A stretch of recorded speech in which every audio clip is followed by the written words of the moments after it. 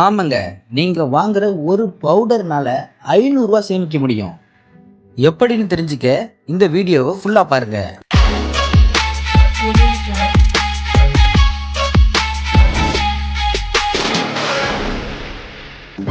ஒரு 19 கிராம் உள்ள பவுடரோட விலை ரூ. 10. அப்போ 1 கிராமோட விலை 53 பைசா. இந்த ரூ. 10 பவுடரை கம்பெனி லாபத்துக்கு தான் விற்கிறாங்க. இதே லாபத்துக்கு 100 கிராம் பவுடரை விற்கும்போது ரூ. 53. 200 கிராம் பவுடரை 106 விற்கலாம். 400 கிராம் பவுடரை 212 விற்கலாம். ஆனால் இங்கே கம்பெனி நமக்கு தர எம்ஆர்பி 19 கிராம் உள்ள பவுடர் ரூ. 10, 100 gram powder 125, 200 gram powder 195, 400 gram powder 415. இப்போது 100 கிராம் பவுடருக்கு ரூ. 72 கூடுதலாக போகுது.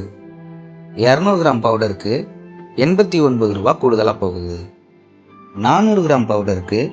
203 கூடுதலாக போகுது. மக்களே, எதனால் இந்த விலை வித்தியாசம்னு உங்களுக்கு தெரிஞ்சா கமெண்ட் பண்ணுங்க. சரி, இப்போ ரூ. 500 சேமிக்கிறது எப்படின்னு பார்க்கலாம். வீடியோவை தொடர்ந்து பாருங்க.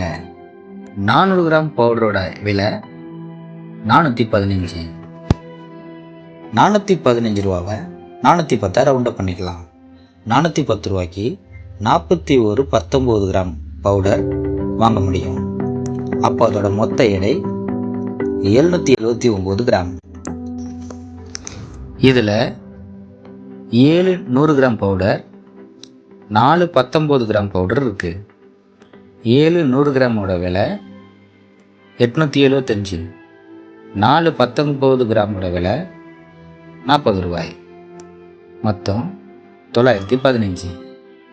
இங்கே நீங்கள் செலவு பண்ணுற பணம் 415.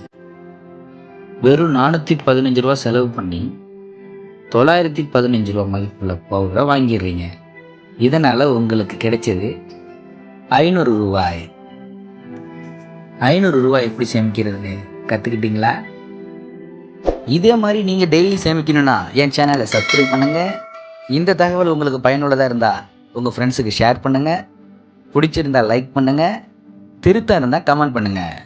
தேங்க்யூ.